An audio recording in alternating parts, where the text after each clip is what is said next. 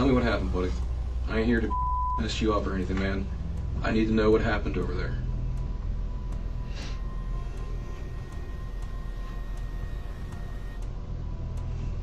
He tried to kiss me. He tried to kiss you? Grabbed me. And I pushed him down.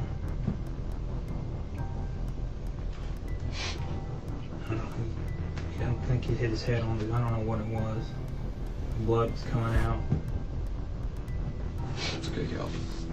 No, it's not okay. A man's body was discovered in a remote wooded area, wrapped tightly and bound with tape and string. The shocking part, the last person seen with him was his own neighbor, Kalvin Allison, a man now facing serious charges for his murder in Pensacola. Police say the evidence is chilling, and the more they dig, the more questions arise. What really happened that day? Was it a sudden act of rage, a carefully planned crime, or something even darker hidden beneath the surface of an ordinary life? How long have you known Charles for? We met him a little bit after we moved in. We talked to him a couple of times, but then we didn't really start talking to him until when his wife left him. And he came over, and my wife's... I'm sorry, when did his wife leave him, by the way? Year and a half ago. Okay. Did he come over frequently, or did you guys go over there frequently to see him, or were those circumstances? About once a week, we would take him a plate if we cooked out, but he would come over sometimes and sit down. He came over for Thanksgiving and Christmas dinner. We came over. When was the last time you had seen Charles? Sunday night, when I took him the plate, took him a pork chop dinner. We cooked on the grill. How did your tire, your left front tire, because you have 4 different tires on that truck, your left front tire's cupped. Okay, you know what that is, right?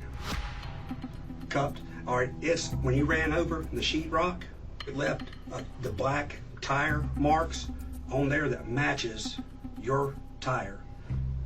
Now either you got some luck, okay? I didn't do it.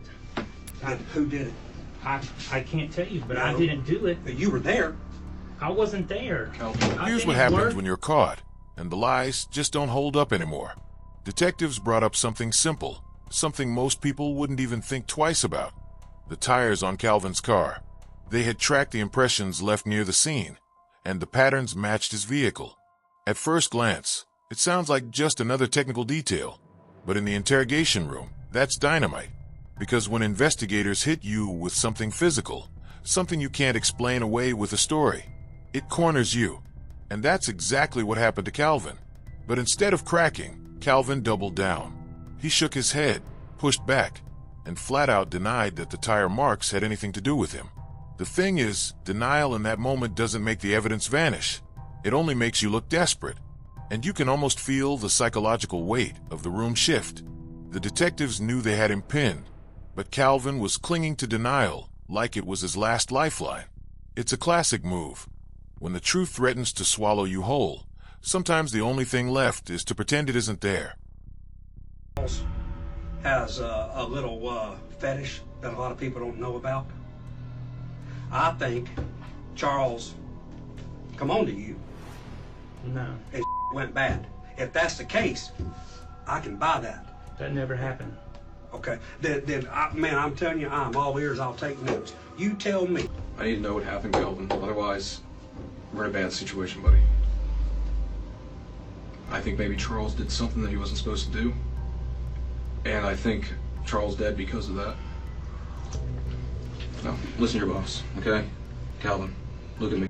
The interrogation takes a sudden turn when the detectives pick up the phone. On the other end, Kalvin's wife. And for the first time, the lies aren't just between him and the police.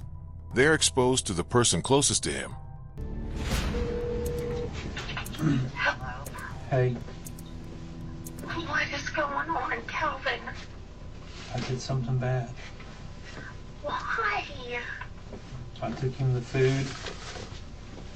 When I set it down in the kitchen, he made a pass at me and I pushed him and he fell. Stop. Up to this point, Kalvin is still lying. He even lies to his own wife. In fact, the medical examiner testified that the cause of Locke's death was blunt force trauma and asphyxiation, which was inconsistent with Allison's statements, says the state. The evidence doesn't just contradict his words, it completely dismantles the story he's been clinging to. Every claim he made, every attempt to deflect responsibility, crumbles under the weight of the facts. Think about that for a moment. Here's a man trying desperately to control the narrative, and yet the truth is moving faster than he can keep up.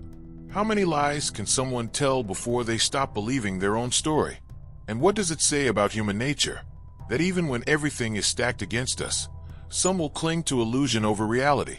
Kalvin's denial isn't just stubbornness, it's a window into fear, pride, and the instinct to survive at all costs. And yet, in doing so, he's not only facing the law, he's slowly unraveling the trust and life of everyone around him. He fell, hit his head, blood went everywhere, and I panicked. What do you mean he made a pass at you? He tried to kiss me. What? Why would you not say something? Like, why would it was an accident, Kalvin? Oh my God, Kalvin, like, why would you not have called 911? It was an accident. So what are you being charged with right now? I don't know. Oh my God, Kalvin.